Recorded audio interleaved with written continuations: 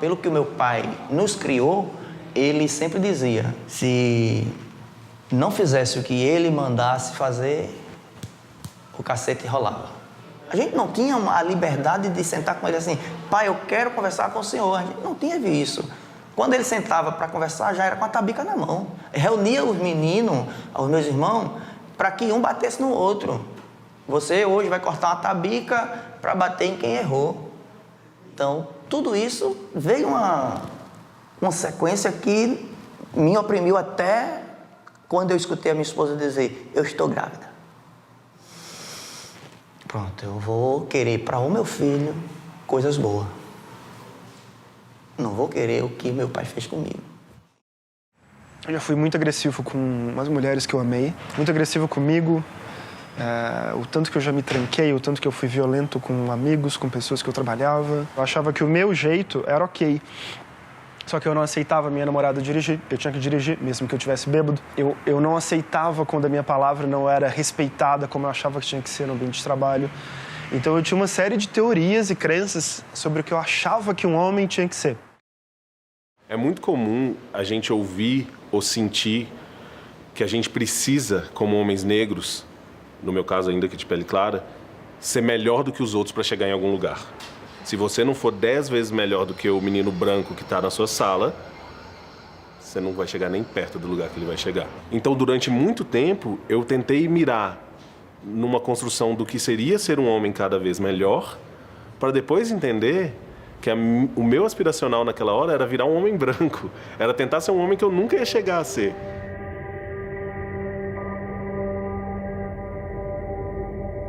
Para ser macho tem que ser viril, tem que ser competidor. O homem mesmo tem que estar na roça, tem que cuidar do gado, tem que ir pro arado. O homem sai para trabalhar e traz o sustento da casa e a mulher fica em casa lavando louça, cuidando dos filhos, limpando a casa. Deus mandou assim. Deus disse que homem é isso, mulher é isso, que família é isso. Ou você está fazendo a vontade de Deus ou você está no pecado.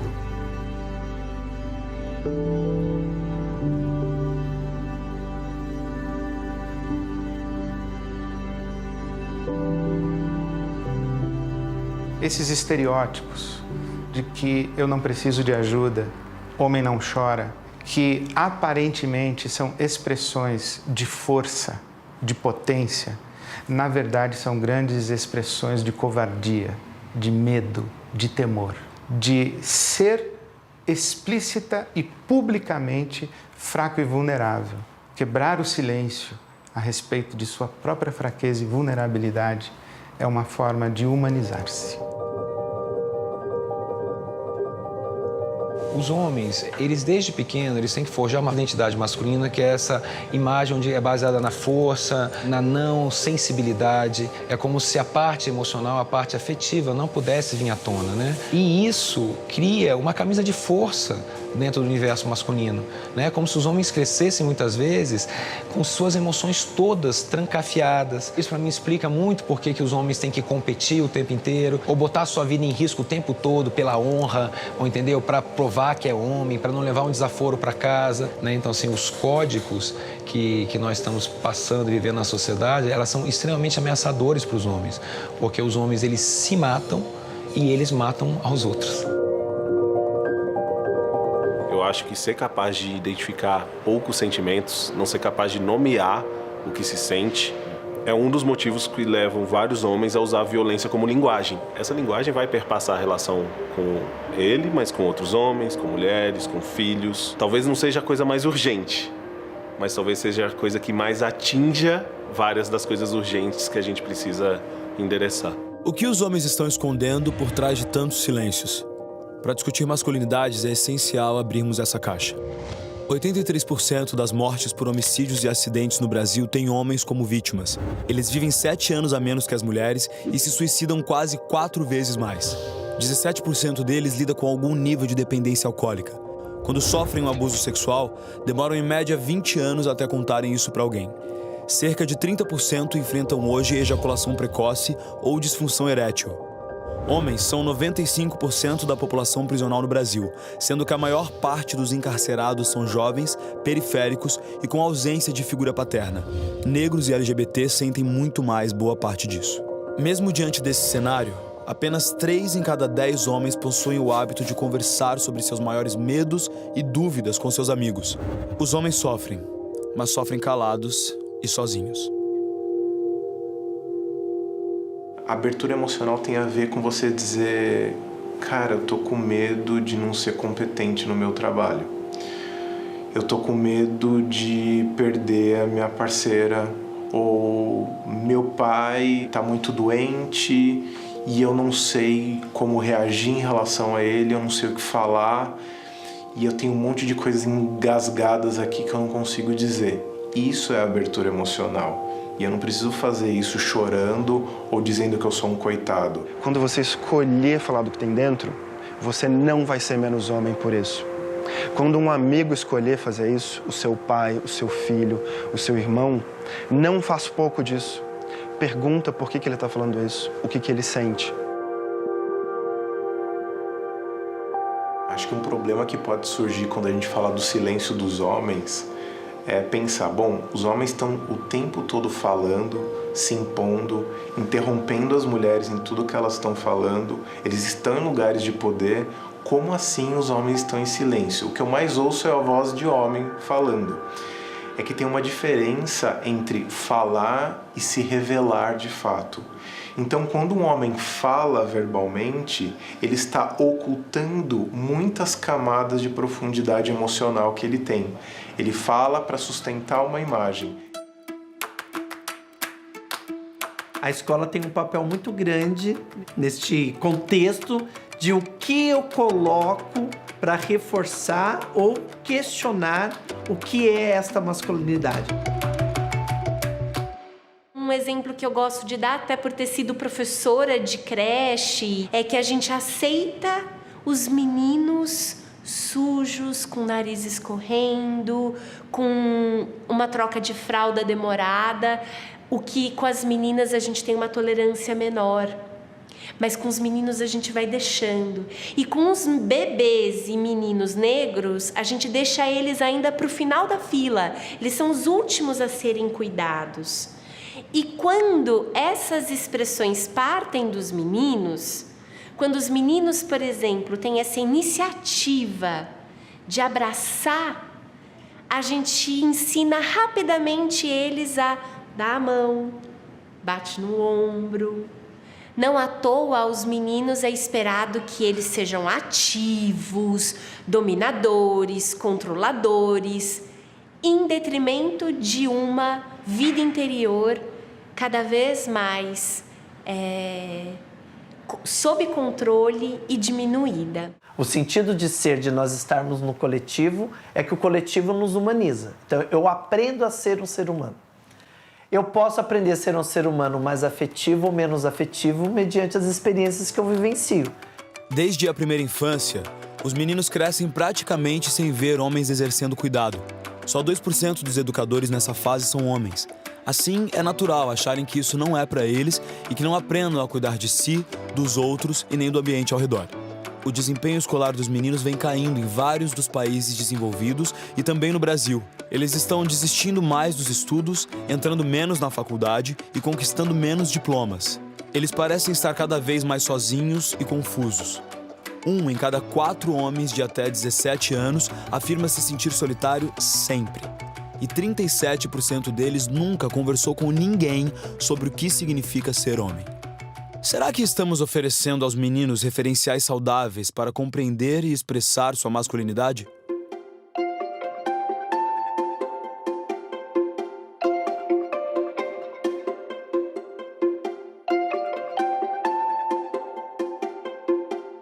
Não é todo mundo ser humano? Todo mundo não tem carne, osso, sentimento? Quem disse que o cara não pode demonstrar sentimento? Então, é essa cena que a gente vai fazer. A gente começou o plano de menina especialmente com as meninas, mas a gente descobriu ano passado que era urgente falar com os meninos também.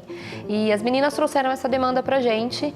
Os meninos começaram a ficar muito mais violentos na escola, por conta das meninas estarem mais informadas, identificarem o racismo, o machismo, o assédio. Antes era porque a gente não tinha informação. que a gente sofria. Agora a gente também está sofrendo porque a gente tem informação e está sendo mais pesado. Meu Deus, que decepção. Um filho que prefere vôlei do que futebol. Cadê aquela camiseta do São Paulo que eu te dei? Eu não gosto de futebol, não torço pra nenhum time. Nenhum time mesmo? Nenhum. Que decepção. Vá já pro seu quarto. Bom, a gente insistiu tanto para que os meninos tivessem também uma roda de conversa para justamente ser algo que a gente crescesse juntos. Para que tanto as meninas, tanto os meninos pudessem entender que não é uma guerra.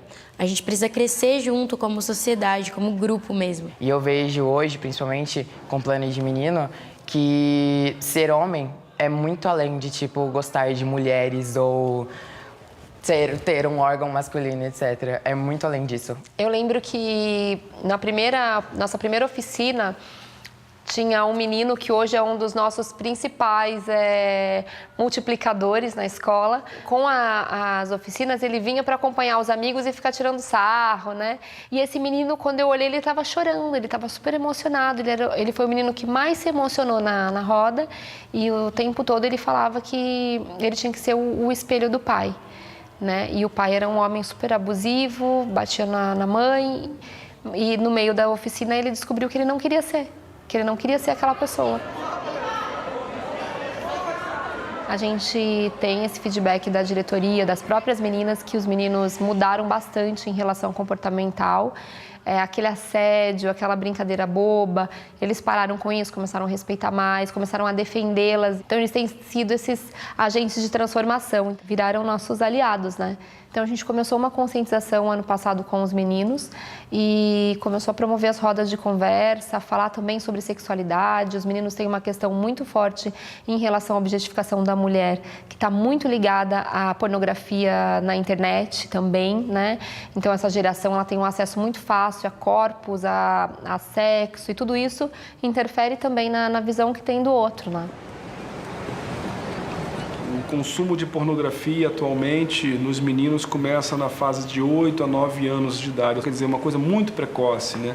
Então esses meninos vão para as relações com uma ideia muito distorcida do que é uma possibilidade de troca, entre duas pessoas, pelo menos, e também eles vão muito com essa necessidade da performance, né? Da penetração e de performar, e acaba que não dá muito certo na prática. Sem falar no grande problema que é o vício em consumo de pornografia, né? Tentaram recentemente fazer uma pesquisa com jovens que não consumiam pornografia e jovens que consumiam pornografia. Não conseguiram realizar a pesquisa porque não encontraram esse grupo de jovens que não consome pornografia.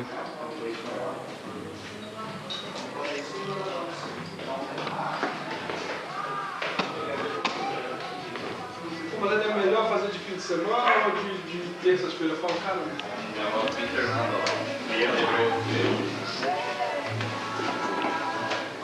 hoje a gente vai entrar um pouco em anatomia avançada, na ideia de hoje, falar um pouco também de ritual a dois, de práticas para casal, né? E alto também um pouco de rituais individuais. O curso que eu dou tem o nome de Tudo que Seu Pai Não Te Ensinou, Sexo e Sexualidade, porque eu fiz uma pesquisa com homens e eu vi que, de fato, os homens não têm essa figura, ou muito poucos têm uma figura de um homem mais maduro, um homem mais velho, com um emocional mais maduro, para que possa ter uma conversa. Quando eu penso na figura do meu pai, eu tenho dificuldade de lembrar momentos em que se conversava sobre sexo, assim.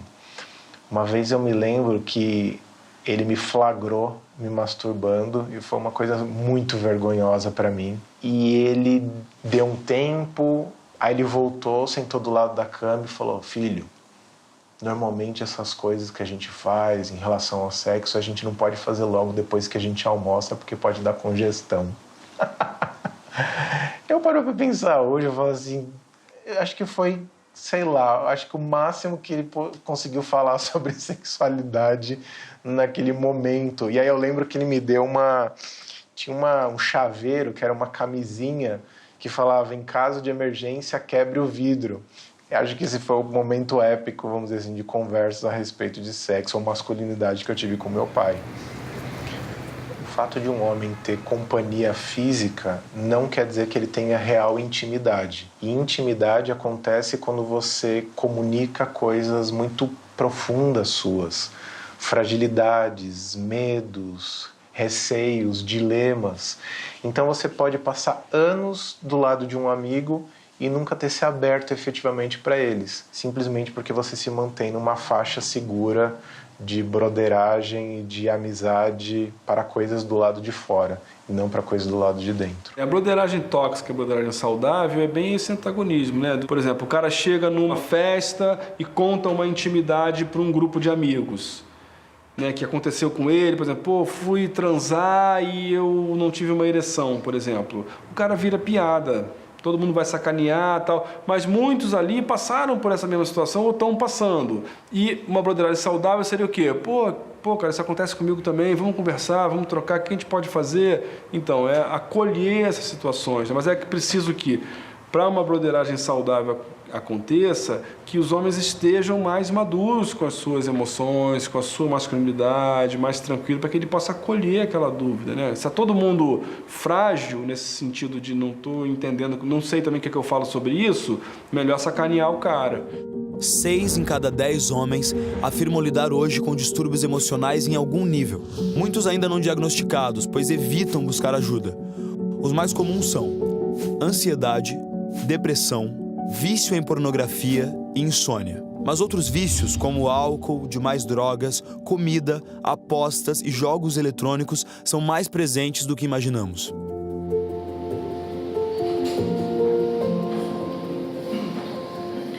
Então, acho que a primeira pergunta que eu queria jogar aqui na roda é: existe ou não existe um movimento de transformação dos homens acontecendo hoje? Nos últimos 3, 4, 5 anos para cá, né? Talvez uma roda como essa não seria possível.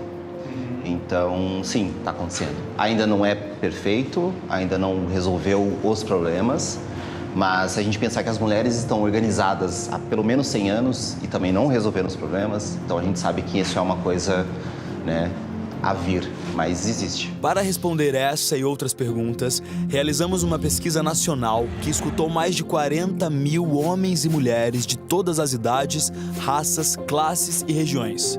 Além disso, mapeamos dezenas de iniciativas trabalhando com os homens e as masculinidades, de norte a sul do Brasil. E fomos pessoalmente conhecer algumas delas.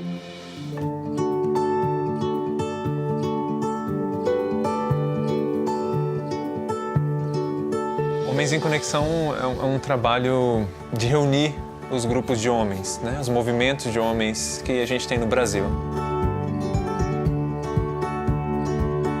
Minha história é como a história de muitos homens, assim, né? De um modelo de masculino bem machista, com o qual eu não me identificava de maneira alguma, com a falta de referência de outras possibilidades de ser homem. E aí esse conflito interno de como pertencer a esse mundo masculino, sendo que eu não me identifico com ele.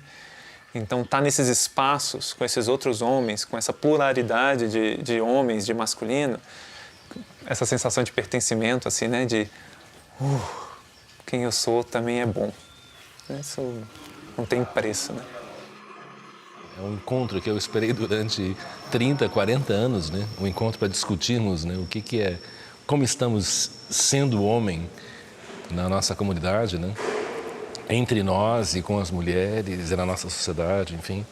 É o grupo que eu queria ter conhecido há 30 anos atrás, né?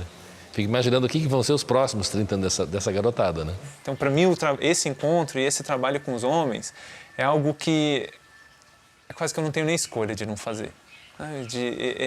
Ele acontece, ele me chama, ele me nutre nesse nível, que eu não consigo explicar, mas que é muito nítido toda vez que eu participo.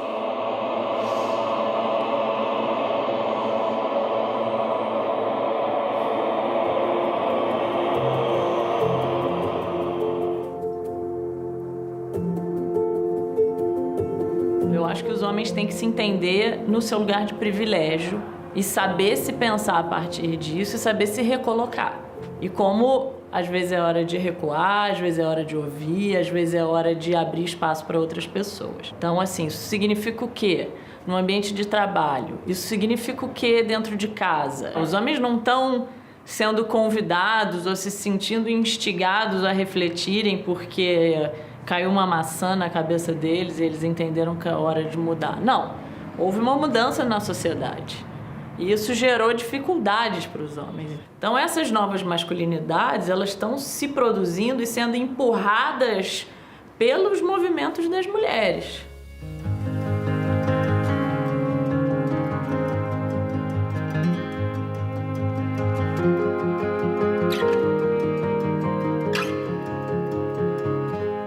Esqueçam papel, circule à vontade pela sala, contemplando o outro com o olhar. Precisa pegar em ninguém, nem agarrar ninguém agora, tá? Contempla o outro com o olhar, circulem livremente. Olha, a dinâmica mais forte que eu tenho trabalhado na dimensão nas aulas é a dinâmica do beijo.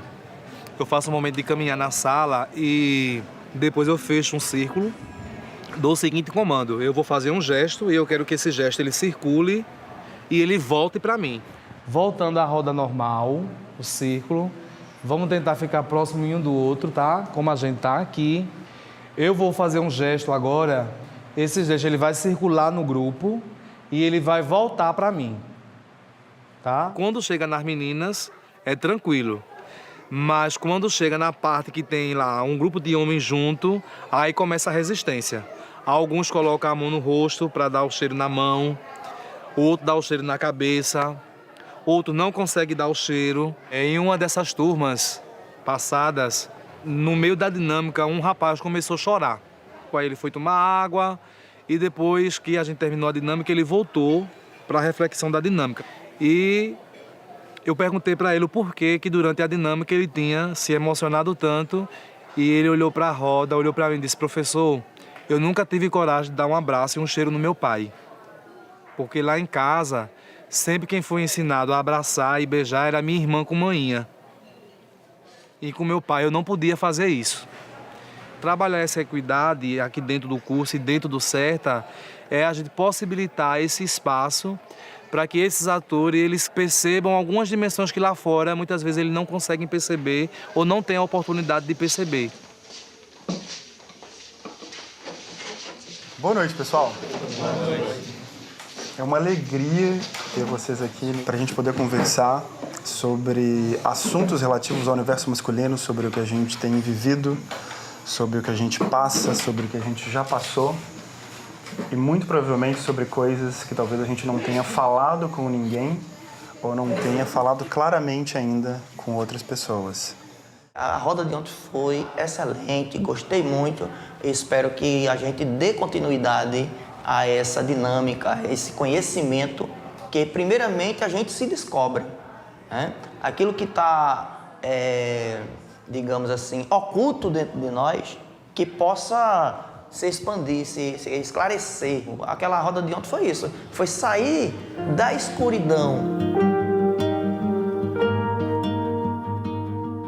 A própria história ela se concebeu um pouco como se o homem do campo ele fosse um ser intocável, que ele tem que ser aquele exemplo de homem forte, né? Que é o homem do pesado, que é o homem que não chora. Mas quando a gente vivencia essa metodologia aqui de formação, a gente começa a compreender um outro contexto.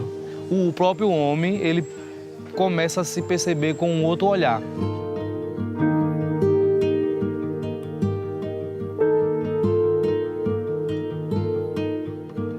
Repensar a masculinidade parte do repensar qual que é o nosso cuidado com o outro. Eu dei um exemplo num grupo de pais pretos um tempo atrás, que os caras estavam falando, reclamando das companheiras, e aí eu fiz uma pergunta, lancei uma pergunta, eu falei: escuta, você sabe, sua filha tem 5 anos, 5 anos, você sabe quantas calcinhas da sua filha tem na gaveta dela? Aí o cara me perguntou: mas o que essa pergunta tem a ver? Eu falei: não, alguém tem que saber. E aí, quando eu faço esses questionamentos, eu faço também para mim. Porque eu também me vejo nessa posição de... eu não sei quantas calcinhas a minha filha tem lá na gaveta. Você está jogando essa carga para uma outra pessoa.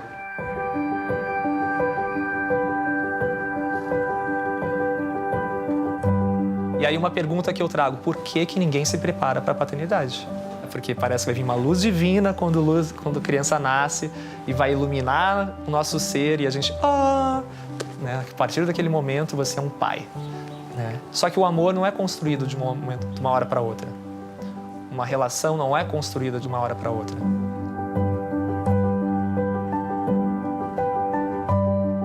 Para cuidar de um filho, realmente, você precisa se conectar no nível emocional. E para isso você precisa entrar em contato com emoções que talvez você, como homem, nunca se permitiu. Você se atentar a uma noção de futuro que te traz uma responsabilidade, a não somente sair com o menino e sair à rua, mas sair e pensar num tempo, uma logística de comida, que faz parte do homem, a questão do não cuidado. O homem se cuida menos.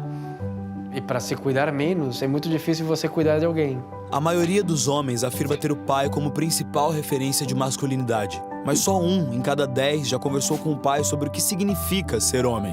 Em nossa pesquisa, identificamos o quanto os homens concordam terem sido ensinados cada uma das crenças a seguir, durante a infância e a adolescência. Ser bem-sucedido profissionalmente. Não se comportar de modos que pareçam femininos. Ser fisicamente forte. Ser o responsável pelo sustento financeiro da família. Não expressar minhas emoções. Dar em cima das mulheres sempre que possível. E somente 2 em cada 10 homens dizem ter tido exemplos práticos de como lidar com as suas emoções. Por que pais e filhos têm tanta dificuldade em conversar sobre as pressões que enfrentam como homens? Como os pais podem ser mais presentes, abertos e afetuosos?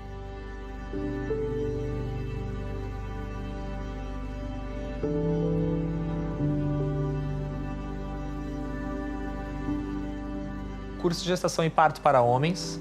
Esse nome às vezes até gera um estranhamento, né? Como assim gestação e parto para homens, né? O homem não pare. Mas é para gerar já esse primeiro questionamento. Como assim? Eu trago aí conhecimentos sobre a fisiologia dessa mulher, as transformações, muito o que acontece realmente sobre a mulher, né? Com a mulher durante a gestação. Fazer com que esse homem se prepare para o parto. O principal objetivo é sensibilizar, é trazer conhecimento e é trazer a reciprocidade desse casal.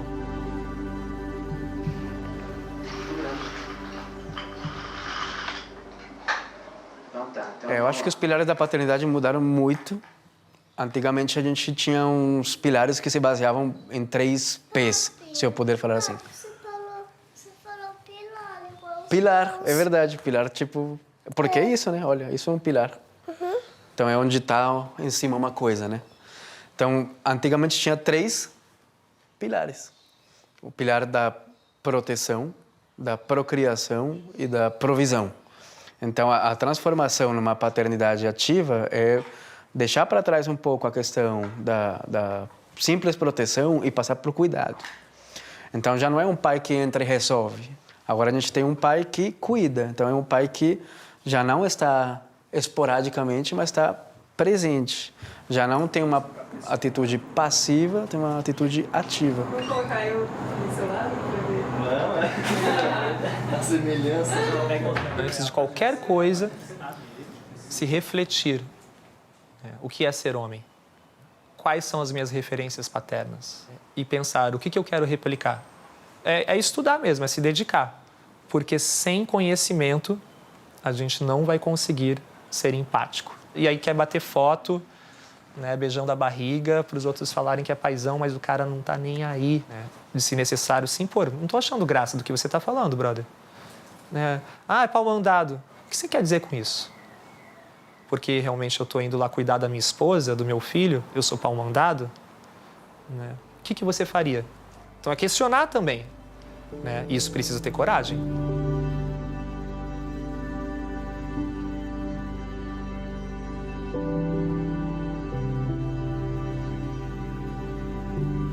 Se você tem um pai que está com você, que te ajuda, você presente, você é privilegiado, sim. Eu vejo que não sou só eu, tem muita gente necessitada dessa figura paterna. E entre nosso bonde, principalmente entre os rappers e uma juventude do passinho e tal, a gente tem umas piadas assim: boy, você tem pai, boy, então é boy. Quando tem pai é boy. Tem um dos meninos que ele é muito engraçado, é um menino gay, o Dudu. ele sempre faz uma piada quando ele precisa de alguma coisa. Quando ele precisa de celular, ele pega meu Instagram e fala, galera, meu celular é igual ao meu pai. Não tem. Tô precisando de um celular e tudo mais.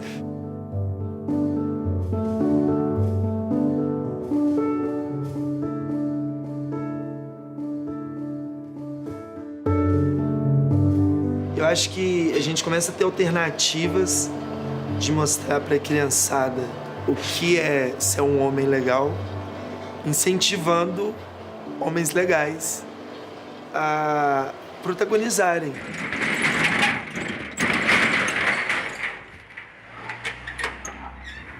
Esse lado da Favelinha é um centro cultural independente, que é autogerido pelos moradores da comunidade. A gente tem 16 oficinas semanais, todas as oficinas são voluntárias. A gente tinha um bazar, esse bazar era para completar a renda do lanche. Aí peguei as peças de bazar, montei os looks com o que eu já tinha e botei a galera para desfilar na passarela. Aí nasceu o Favelinha Fashion Week.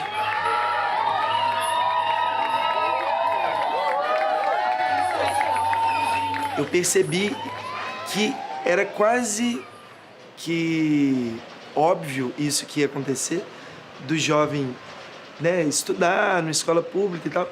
E ele, quando chegasse nos 12, nos 13 anos, tinha muito esse espelho do tráfico. E quando não era o espelho do tráfico e ele queria trabalhar, só nos restava subemprego.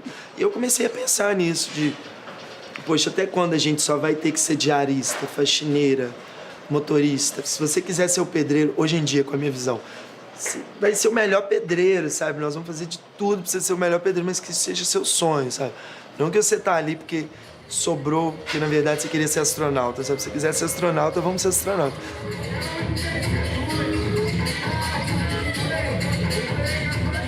O Cadu é uma pessoa muito mente aberta, ele é uma pessoa, tipo assim, ele não quer saber se é homem, se é mulher, se é gay, se é travesti. Ele abraça e cumprimenta e brinca com todo mundo como se todo mundo fosse o que todo mundo deveria fazer, como se fosse todo mundo igual. Isso é muito interessante, eu comecei a aprender muito sobre a diversidade e a respeitar opiniões, aceitar jeitos através disso, com essa convivência. Então não existe essa questão de padrão, de certo e errado. Venho pra Favelinha, venho pro Cafezal, venho conhecer o nosso centro cultural. Aqui na Favelinha a gente tem uma rede de apoio muito forte. Então eu pego muito para esse lado de ir além de ser só o brother, nós é amigão aqui e tal, e na hora que você tá sofrendo, tipo, sem tempo, irmão, não. A gente tem que ter tempo para esse lado. Então, todo esse convívio faz com que a gente crie essa rede de apoio e por onde a gente passa é o reflexo dessa rede, é o reflexo de, tipo, te amo, sou seu brother e não vamos só até a página 2. Vamos escrever a história inteira, sabe? Vamos ler junto, vamos desenhar junto, vamos diagramar junto. E juntas.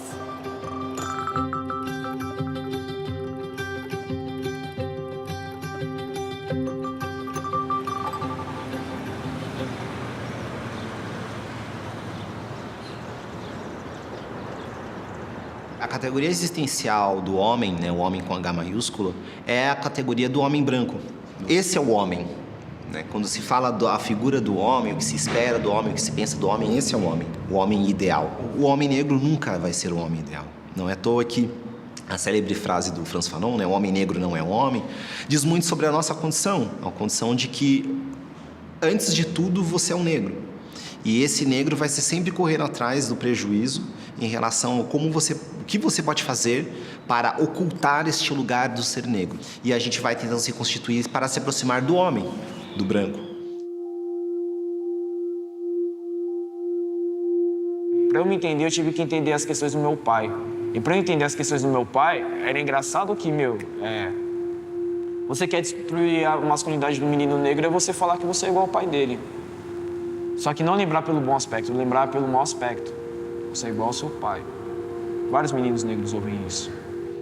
Ser um menino negro é estar nesse lugar onde essa ideia de país não quer cuidar desse menino negro, não quer cuidar dessa população negra como um todo, né? A gente precisa fazer com que os meninos pretos sobrevivam. Porque eu tenho um filho preto. né? 8 anos de idade, o nome dele é Jorge.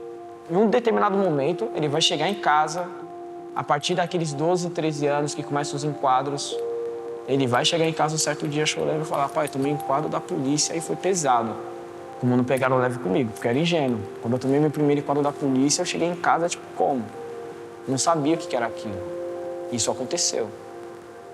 E ao mesmo tempo eu já tive um amigo branco que falou assim pra mim: cara, eu nunca tomei enquadro. Eu falei: quê? Nunca tomei enquadro? Como assim, mano? Nunca tomei enquadro?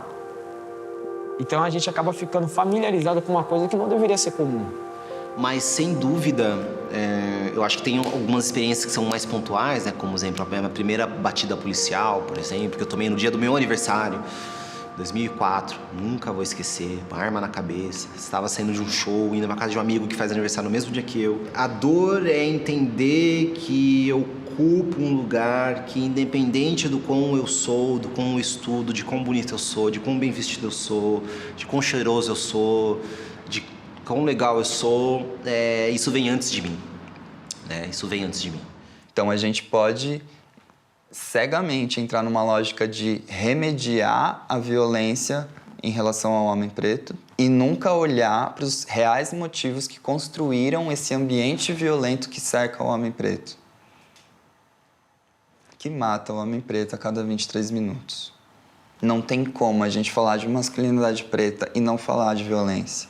E é aí que a gente vê que o racismo é uma estrutura muito bem preparada, porque ela faz com que você sofra o racismo e ela cobra que você não seja negro. Faça o possível para estar no nosso sistema, mas eu vou te derrubar porque você é negro. Todo esse processo midiático de embranquecimento faz com que a gente não consiga mais reerguer, que a gente tenha muitas dificuldades para reerguer uma noção de povo. Porque a televisão não vai dizer pra gente quem foi Malcolm X, quem foi Steve Biko. A gente tem referências de masculinidade e a gente está num momento em que o homem negro grita de diversas formas para que a gente consiga enxergar essas referências. Quando você fala quebrar o silêncio dos homens, quando você fala do silêncio dos homens brancos, quem silenciou o homem branco? Se o homem negro tem algum silêncio a ser quebrado, se você for perguntar isso pro homem negro, com certeza. Sem falar os corpos que saem de todo canto. É sério, meu mano, essa noite eu vou ficar de canto. Eu calarei o meu canto enquanto o meu pranto não dissolve o sentimento dessa porra que vem me matando. Mas ó, eu aprendi a ser falso com quem é falso comigo, tá ligado? E eu tenho uma vantagem, eles acham que eu não minto e acham que na mentira deles eu acredito, ó. Mas eu, na minha sagrada observação, eu sigo convicto. Invicto contra meus demônios que me pedem pra ser cínico. A transformação do homem preto nas rodas de conversa ela é visível. Principalmente quem nunca foi, ele começa a entender que o que ele encontra logo de cara é o afeto entre os homens pretos. Caramba, existe essa parada. E a gente tá aqui agora, pra mim, pessoalmente, é urgente pelo moleque preto que vai jogar no YouTube alguma coisa, às vezes nem sobre masculinidade, vai aparecer esse vídeo e, tipo, não tem lá um homem preto reproduzindo uma fala da masculinidade branca.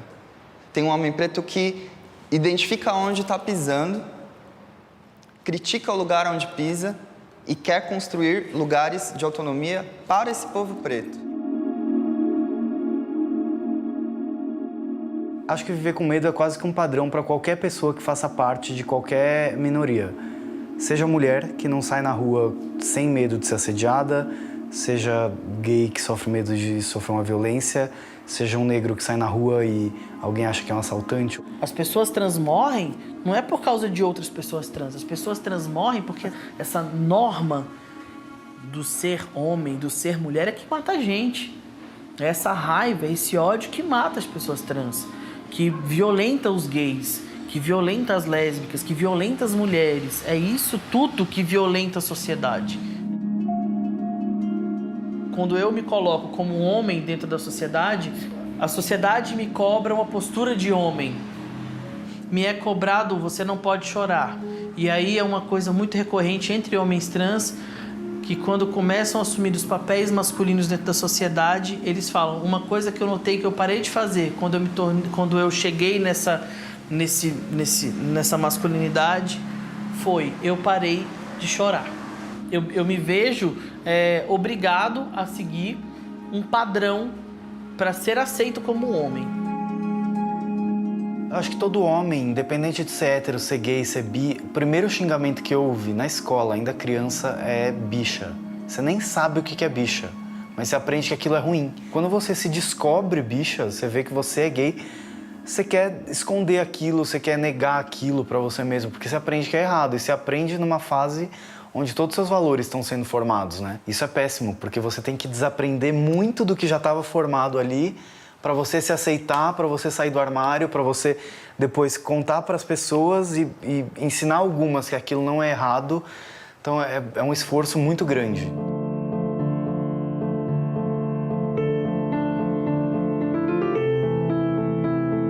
Se você perguntar à igreja o que é a relação masculino e feminino, é uma relação hétero, indissolúvel, monogâmica, fiel até a morte, para gerar filhos.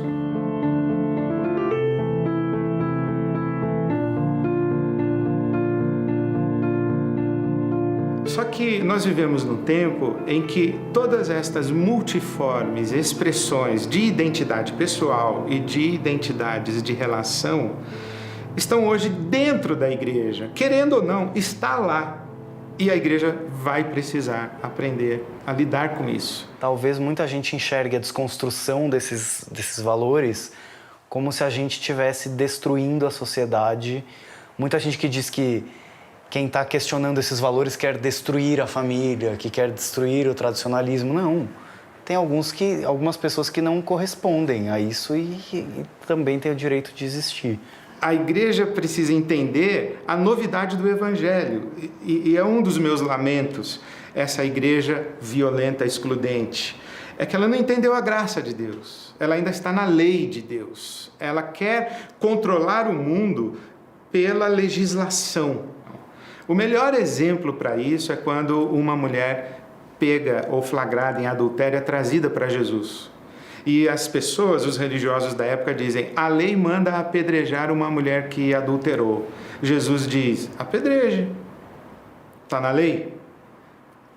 Deu um impasse e Jesus completou, quem não tem pecado atire a primeira pedra.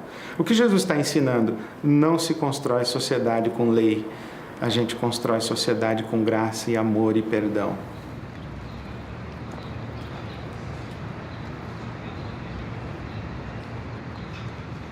Eu acho que existe uma relação muito forte entre a dor que um homem sente e a dor que ele provoca. Os crimes de honra são associados à masculinidade. Os estupros são relacionados à masculinidade. 71% das mortes dos feminicídios, melhor, são provocados pelo ex ou pelo atual. 71%. Então, é esse o nível de masculinidade, é esse o nível de dores provocadas por uma compreensão errada do que deveria ser um homem.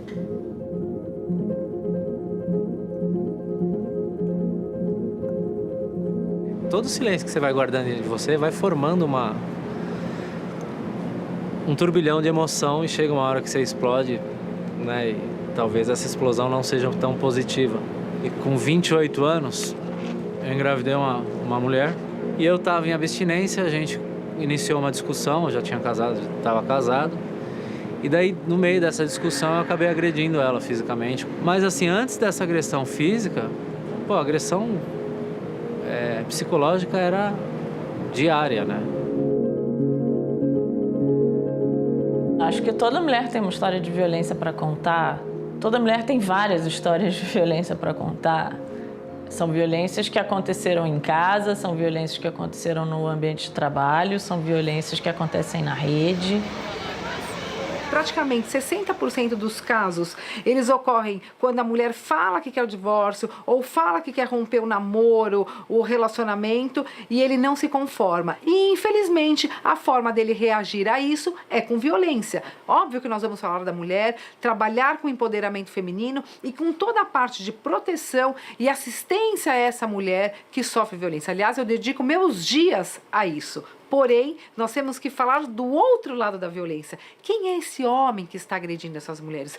Por que ele está agredindo essas mulheres, como fazer para que ele não agrida mais, porque todos os casos de feminicídio vêm numa escalada da violência. Se você consegue impedir, de alguma forma, aquele homem de continuar nesse fluxo, nesse ciclo, você consegue evitar a morte de uma mulher.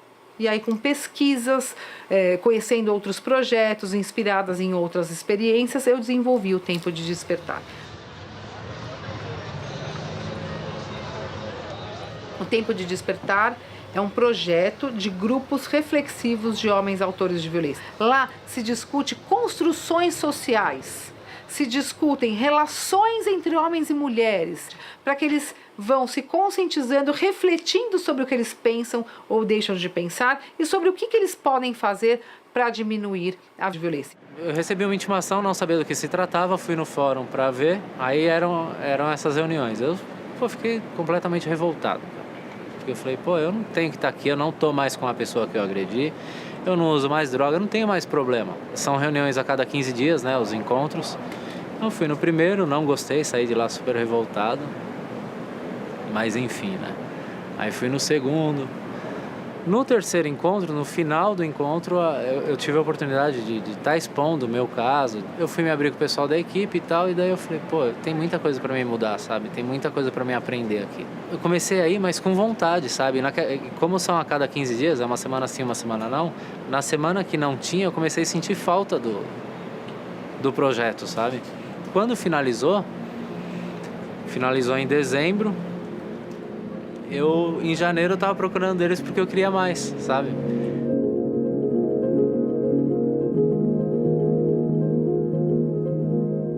Quantos homens vão ao psicólogo? Eles vão segurando para eles aquilo sem nenhum tipo de ajuda.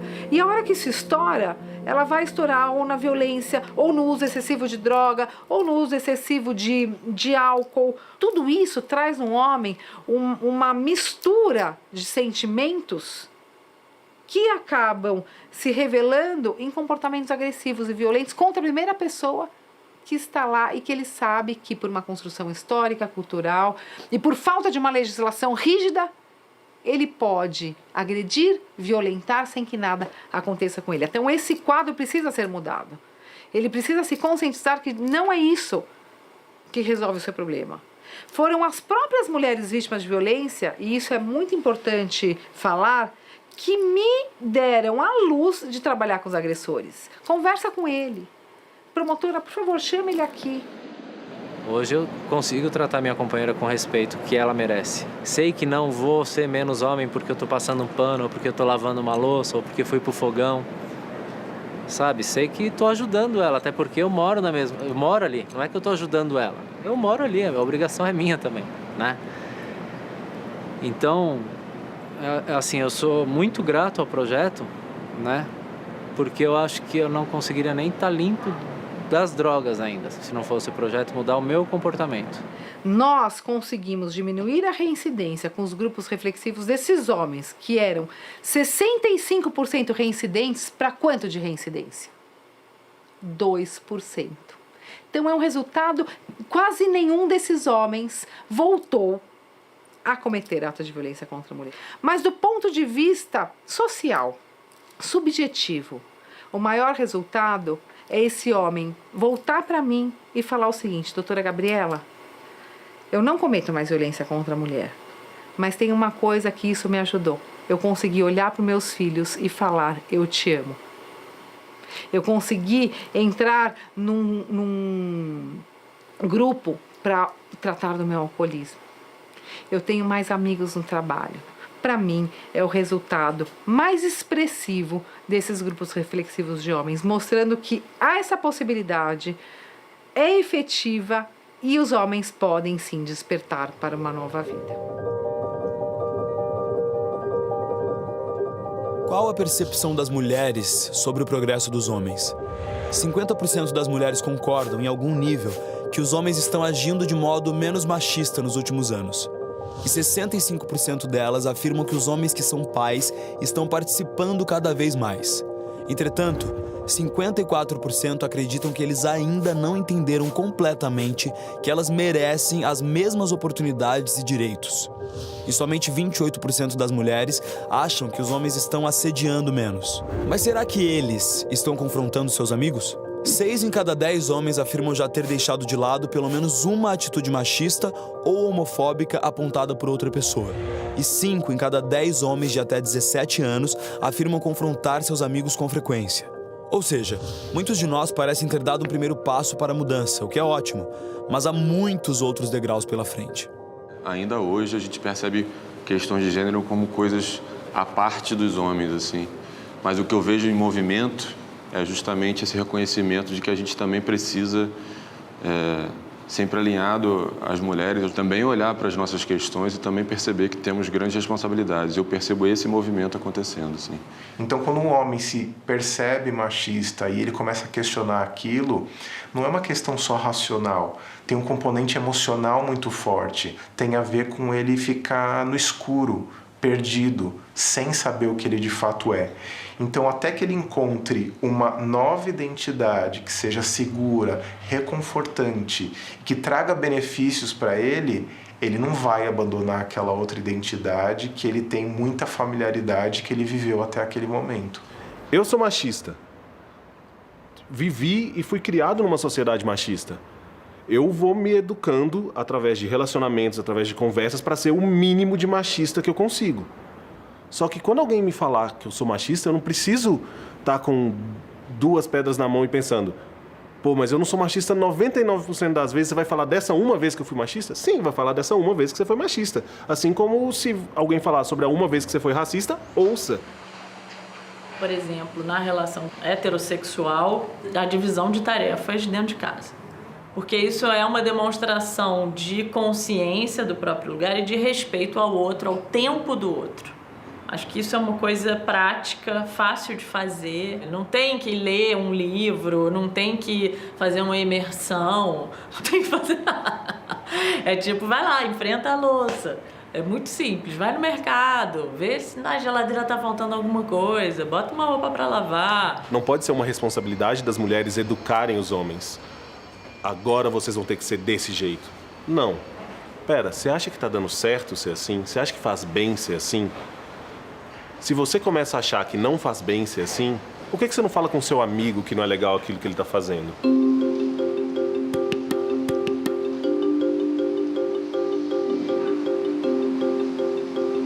Eu acho extremamente importante os homens conversarem entre si por uma razão muito óbvia. Nós não aprendemos a conversar. Falar com outro homem pode ser o início dele se soltar e poder falar com o mundo, interagir melhor com o mundo de uma outra forma. É pelo desconforto, né, e o acolhimento desse desconforto é que pode se gerar essa transformação. Como fazer isso? Estar sujeito, estar disponível a esse desconforto. Muitas vezes diz que se quer transformar, diz que quer fazer parte desses grupos, mas nunca passa da página 1, que é o se ver, o se reconhecer, se responsabilizar em relação às coisas que você faz, você pensa, você decide. Então, acho que para criar um grupo desse, as pessoas têm que estar dispostas a lidar com o desconforto. E, claro, com a possibilidade de escutar. Então, a gente tem um papel fundamental nesse debate, já que somos nós os protagonistas da violência, somos nós que nos matamos mais, somos nós que violentamos de uma maneira geral muito mais do que qualquer outra pessoa. Olha, eu acho que os grupos de homens se reunindo atualmente é necessário, assim, principalmente por ser esse espaço de broderagem saudável. Quando junta mais de 2 e não está ali para fazer bullying um com o outro. Eles estão ali para mostrar vulnerabilidade. Então, aí cria um campo, um espaço incrível. Então, assim, é preciso que tenham mais grupos se encontrando, mais espaço. Eu recebo comunicado de homens de outras cidades, fala, pô, como é que eu posso fazer para conversar? Eu não tenho com quem conversar. Então, criar um grupo de homens é uma coisa muito simples. Passa por ter o incômodo e a disposição. Eu vou convidar amigos que eu sinto que têm o mesmo incômodo. A gente vai sentar numa roda e se fazer boas perguntas. Perguntar quais são os medos, obstáculos e vergonhas que a gente tem. A gente vai se responder com sinceridade, em primeira pessoa. A conversa não é teorizando, não é falando dos homens, da sociedade, do Brasil. Eu sinto, eu vivo, eu tenho esse obstáculo, eu tenho essa alegria, esse sonho. Então eu acho que os benefícios são pequenas transformações individuais que depois viram pequenas transformações sociais em grupos de amigos. E uma vez que você muda seu comportamento, não dá para voltar atrás, né? Uma vez que você consegue escutar mais, você aprende a ficar mais calado. Uma vez que você aprende a sentir mais empatia, você coloca isso em movimento. E de repente você já é um homem diferente do que você era não só há 5, 4 anos, mas às vezes diferente do que você era da última vez que você discutiu com alguém, semana passada. Se a gente volta uns 20 anos, a gente vê o surgimento do Instituto Nos, Instituto Promundo. Tem o Benedito Medrado, Jorge Lira, Marcos Nascimento, pessoas incríveis olhando para isso. A gente vê o movimento Guerreiros do Coração e o que a gente vê é que nos últimos 2 anos teve um boom, em especial nos últimos 12 meses. Tem iniciativas surgindo pelo Brasil inteiro, de norte a sul. Iniciativas com cunho mais espiritual, com cunho mais corporal, com cunho mais político, que trabalham com o olhar da raça, da paternidade. Tem vários caminhos. Todos os homens, eu como homem, preciso assumir responsabilidade pelo que eu faço de ruim e destrutivo comigo mesmo, com outros homens e com as mulheres. Para mim, esse é um movimento possível, seja qual for a perspectiva. Quebrar o silêncio e conversar entre nós é um excelente primeiro passo. Porém, só 1 em cada 10 homens já participou desses grupos. A boa notícia é que 61% deles afirma ter vontade de se juntar a um. Cada vez mais iniciativas estão surgindo pelo país, mas o volume total ainda é pequeno. Precisamos de mais homens dispostos a criar e serem caseiros desses espaços de transformação. Nosso sonho é que cada um dos municípios do país possa ter pelo menos um grupo. Esse é um movimento de coragem. Coragem para assumir responsabilidade, coragem para escutar as mulheres, coragem para abrir nossos corações, sermos vulneráveis e nos ajudarmos a construir vidas melhores. Não é um movimento de homens virtuosos e bonzinhos, muito menos de novos homens. É um movimento de homens comuns, como eu e você. Mãos à obra?